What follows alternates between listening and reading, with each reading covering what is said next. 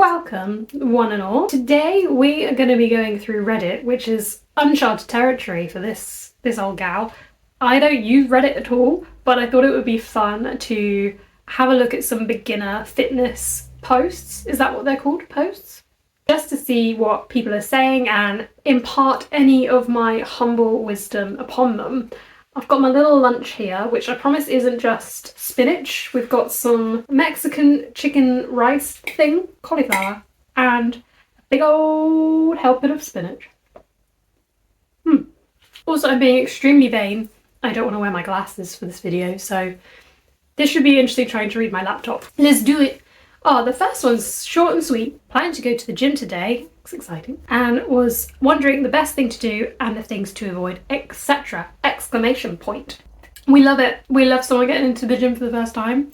Good on them for going, because it can be very scary. I've actually just done an email for my newsletter with everything I would do going to the gym for the first time. So sign up, because you get advice and you get awkward gym gal diaries. So you get all the juicy gossip from my life, my awkward little life. I'm worried I'm going to get spinach in my teeth. But let's run through what I would do if I were going to the gym for the first time. I would get the lay of the land, and I think the best way to do this is to go on the cardio equipment, because normally they're positioned where you can see everything. Not in my gym though. My gym has little cubby holes and secret corners, and the cardio equipment is hidden away.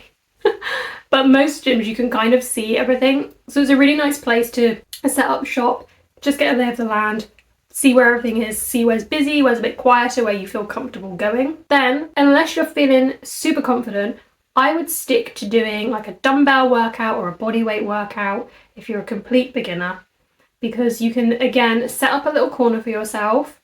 You don't have to be wandering around all of the scary equipment or feeling like you're having to go over to people who are near equipment. You can kind of just be like, this is my space, my little safe space. And I would just keep it simple. Do a little basic full body, like squats, bicep curls, like a little shoulder press, you know, real simple, straightforward. You're not going to get stressed about it, but you can still get like an absolute banging workout in if it's the first time you were going to the gym. I don't know if I would avoid anything. I guess obviously you don't want to do anything that you're not sure of, because the worst thing you can do on your first visit to the gym is get injured. So obviously make sure any machines or equipment you're using, you do understand how to use it correctly. You understand the proper technique. So another thing before you've even gone into the gym is to actually just go on YouTube and look at how to perform different exercises so you know you're getting the form correct. But yeah, keep it simple, keep it sweet, keep it secret, keep it safe. Doo-ba-doo-boo. That cauliflower really hitting the spot. On to the next one. Any tips on how not to stress eat? Oh, yep. I've been pretty stressed out from school and extracurricular activities. I keep on stress eating 100 to 500 calories over my goal. I'm in a calorie deficit. It's not making me gain weight, but I do not want to mess up my weight loss progress because I am stressed out. I know that it is caused because of stress, because I stayed consistent on my goal amount of food for months. Before school, there's no grammar here. It's one long sentence. I stayed consistent on my goal amount of food for months before school started back up. Does anyone have any tips? Yeah, that's a tricky one. Stress eating is super, super common, super annoying if you are a victim of it. The stress eating is obviously a symptom of stress. So you need to deal with the stress in some way and use stress managing techniques to help you look for more constructive ways than eating, if that is a trigger for you. Obviously, this is a lot more psychological than it is fitness. So, you know, if it was super serious stress, I would probably recommend like some kind of therapy or a specialist in that area. But research good stress management techniques. You can find so many things online, but to name a few: deep breathing, breath work, meditation, mindfulness, and you could start replacing the stress eating with one of those things. So say you're feeling really stressed, you want to go and grab whatever your go-to stress food is, like if that's chocolate, crisps, whatever.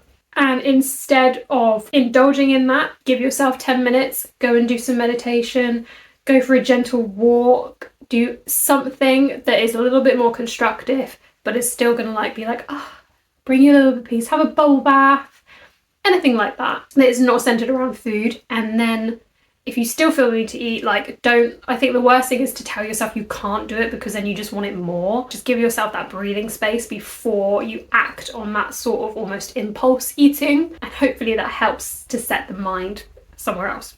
This would be an unpopular opinion, but I would also suggest, if this was a client, I would suggest stopping the diet for a little bit. If she's not eating over like maintenance calories, it sounds like she's being able to maintain her weight at the moment, I would be like, babes, you've just gone back to school. Let's have a few weeks of just eating at maintenance while you're feeling stressed.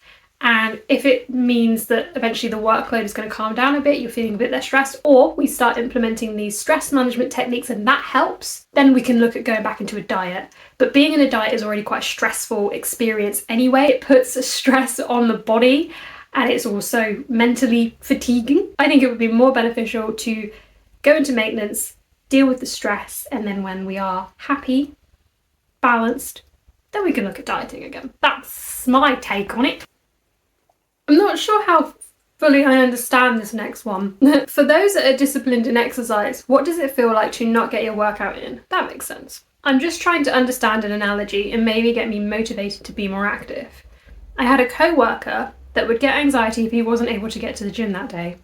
That all makes sense. I'm just curious what else would feel like that. I don't understand that last sentence. That's an interesting question. What does it feel like to not get my workout in?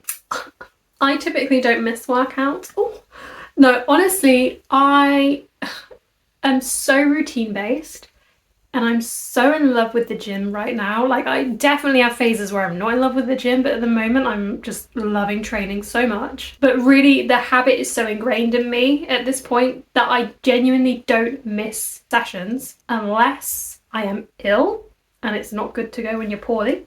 Or I'm like away, I'm on holiday, or I'm away from a gym environment. And in those cases, because I'm out of my daily routine and I know that I've scheduled it in, it doesn't affect me. I do miss it, like if I've missed like a few sessions because of illness or something, I'm very keen to get back to it when I'm healthy. If I've just missed a couple of sessions because I'm away for the weekend or something like that, it's fine. Like, I'm living my life. It's about balance. I definitely don't get anxiety. What I experience most is frustration. If something's come up that I have to miss a session for whatever reason, like I just can't get there because of scheduling, then I just get frustrated that I've not been able to go and get my session in, more because I enjoy it so much rather than like, oh, I've messed up my progress. Like, the overall thing to remember is consistency. If you say you're going to go 4 times a week, for example, and most of the time you hit that, and then 1-2 weeks of the month you only go 3 or you only go 2, it's not really going to impact things that much. It's if every week you're only going once when you wanted to go 4 times, or you're not going at all. Like, that's when it's going to be an issue, if you're having long periods of time where you're not going because you're not being able to challenge your body effectively. I don't have an analogy to make someone feel more motivated, because motivation is always going to be fleeting. It is in those, building those strong habits is where the magic lies. You've just got to make it so part of your routine, it's just what you go and do. Like, I don't even think about going to the gym now, I just go. I love this next one. It's a bit of a long one. I'm a total beginner and would be grateful to receive some advice. I'm a 20-year-old female, 5'1" and weigh 38 kilos. That's very light. I'm really skinny and weak and I want to change that. I can't go to the gym due to familial reasons, don't know what that means. So I have to do the best I can at home. My goal is to feel healthy, increase strength and flexibility, and achieve a lean, muscular build. I have looked up a diet plan which I will follow, and I plan to take about 2,000 calories a day. Is it possible for me to work out at home and build muscle? If so, what exercises should I do? I'm a little afraid to start anything on my own, as I've heard people doing things the wrong way and getting injured. We've spoken about this, and if the muscular build is not achievable, I would be more than happy to just feel stronger and healthier over time. Alrighty then. Someone is doing construction work or gardening outside with power tools and it's like, shh. Building muscle requires challenging your muscles in your body enough that the muscle breaks down. We then eat good amount of food. Like, this person needs to be eating more calories. They need to be in a calorie surplus to feed those muscles that we've broken down in the gym or at home, and plenty of protein. And that helps the muscles to then repair, build, get bigger. That is literally how you build muscle. You tear it down in the gym or at home. I keep saying the gym. You feed it, you rest, it repairs and grows. Yes, You could do it from home if you were a complete beginner, and this person is saying they're a complete beginner, they're very weak. They would get on perfectly fine with some bodyweight exercises to start them off. And you could also buy a few bits of equipment like some dumbbells, resistance bands, and you can even buy like little barbell sets that you can put together.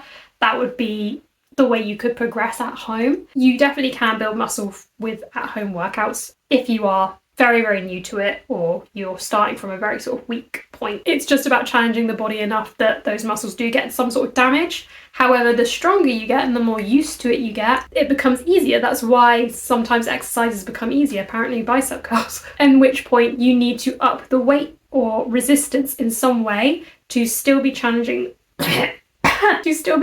the muscle enough to continue to grow. That is when it can get trickier with at-home workouts, because there's only so much you can add on outside of a gym environment. But obviously people do, what's it called? Calisthenics. People do calisthenics, and that is very, very tricky, very body weight dominant, and they get like, they're not massive, but they get ripped. Shush. Exercise wise, it's the same kind of things. You're just doing the body weight or free weight version. So squats, Romanian deadlifts you could still do. You can still do shoulder presses, chest presses, bicep curls, tricep extensions. You can still do all of the same things. It's literally your machines and equipment at the gym is still training the same way as free weights or body weight. It's just in a different style and a different amount of weight on there. And she says she's a little afraid to start on her own because of people doing stuff wrong and getting injured. Again, you work out what exercise you want to do, you look up on YouTube, form videos, technique videos, make sure you understand how to do it, and then you should be fine. To build muscle, challenge your body enough that the muscle is getting damaged through your workouts. Rest. It's very important to rest. Don't work out every day. You don't need to. And eat plenty of food. Eat more than you need to maintain your weight, because you want to feed those muscles, and make sure you're getting plenty of protein in. It's pretty simple to build muscle. It's not easy, but it's simple. That's a fun one. I liked that question. Good luck to them, you know? That is all I have for you. I've nearly finished my lunch. Hope you took some nuggets of wisdom. I might do this again. I quite enjoyed that. We like a good question. But yeah, I'll catch you in the next one.